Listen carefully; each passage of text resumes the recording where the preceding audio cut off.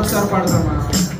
బందీనైపోయా చిరము తేరాక నా వల్ల కాదయా నేను వీరియుండుగా యేసయ్యా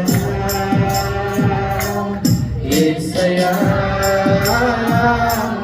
యేసయ్యా స్వరమెత్తి యేసయ్యా మనసారా పాడుదామా?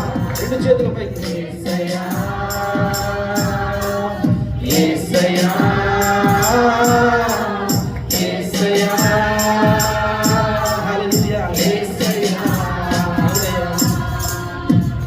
నింపావు నీ అగ్నితో నింపావు నీ శక్తితో నింపావు జీవజలముతో నిన్ను మహిమపరుతురు నింపావు నీ అగ్నితో నింపావు నీ శక్తితో నింపావు జీవజలముతో నిన్ను మహిమపరుతురు బందీనైపోయా నిలుమునిగి తేరాక నా వల్ల కాదయా నిన్ను వీడి మరొకసారి పాడతామా? బందీనైపోయానయ్యా. బందీనైపోయా నిలుమునిగి తేరాక నా వల్ల కాదయా నిన్ను వీడి యేసయ్యా అంటూ మనసారా. యేసయ్యా